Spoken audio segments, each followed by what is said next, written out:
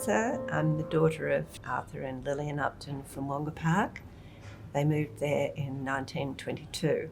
I married in 1960 and moved out of the district, and in 1987 I came back as the part owner with my husband of the Wonga Park Village Shopping Centre, and we ran the business there for some years in the supermarket, post office and news agency. He passed on in 1993, and I found the supermarket, which had its own news agency as well, was a little too much out of control for me to be able to manage. And so I took the news agency part of it and opened a little licensed post office as well. So we had a post office again in Wonga Park, which we hadn't had for some time.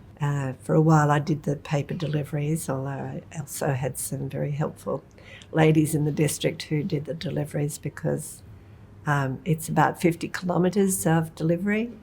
So it had to be done by car, not by push bike.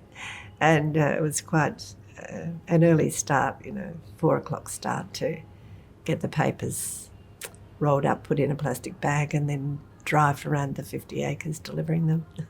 At the time, it was a thriving little centre, and I made and feel wonderfully connected to Wonga Park. My father purchased the property in 1922, and my mother moved there. They married, and my mother moved there within a year or so of that. Part of the orchard was already planted for the fruit cannery, but he, over the next 40 or so years, planted out more and more of the bushland. Times were tough. He had only a horse and dray to get to the Queen Victoria Market, and that often meant leaving home at about 6 o'clock at night and taking the horse and dray into the market and coming back after lunchtime the next day, having hopefully sold his fruit so he didn't have to bring it home again.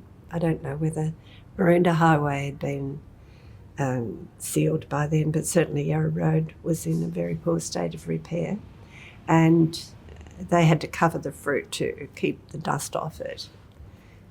Peaches were very hard to transport because they had such a bumping around that they would be ruined by the time they got to the market.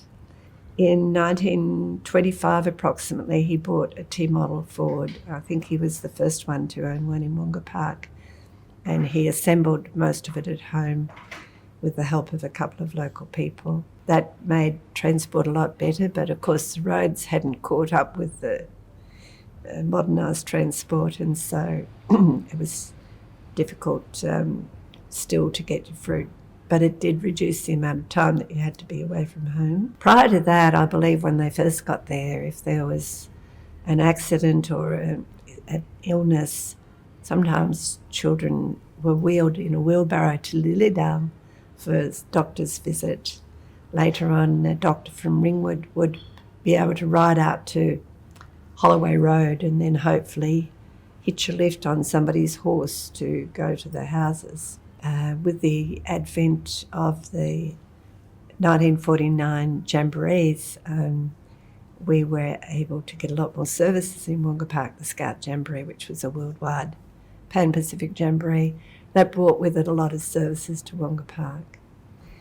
As a child, for me, growing up, there was no local shop, and we were very excited when, previous to the jamboree opening up, a man named Arthur Davis and his wife Teddy, they had a tram car dragged out to Wonga Park and set up on the corner of Jumping Creek and Yarra Road and Dudley Road corner, and set up as a little kiosk there. And that was very exciting for the locals to have a shop in Wonga Park. It provided a great service for all of us. I don't know when Mr. Turner started his bus lines, probably in the early 1940s, but when I was a child, there was a bus that took us to Croydon to maybe 3 times a day. On a Saturday, he'd put a relief driver on. His name was Barney Eddervane, who we all thought very dearly of, and he would pick up the kids all around Wonga Park and drive us to the Croydon Picture Theatre. When I was about 12, I was allowed to go, and round us all up and bring us all home safely again. So until I was 11, I was pretty much always in Wonga Park. I think the primary school, of course, was my main knowledge of the outside area outside the fence of my orchard property, that and the hall across the road. The primary school, it was built in about 1896, and it burnt down later on and was reopened in 1912. It has an oak tree that's planted in the grounds, that was planted, I believe, by a soldier from Wonga Park who went to World War One. It still exists. It's a magic tree. It's just a huge umbrella that the children play under.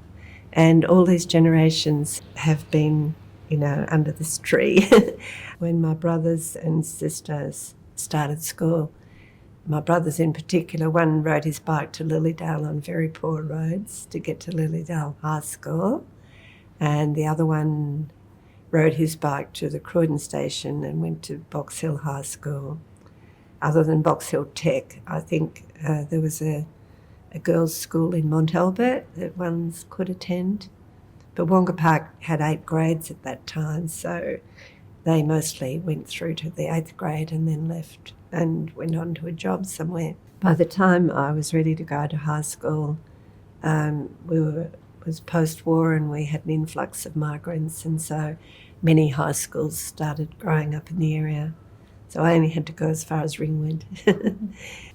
I don't know what the population was, but from such a small community, there were 40 people approximately who went to World War One from the Wonga Park area.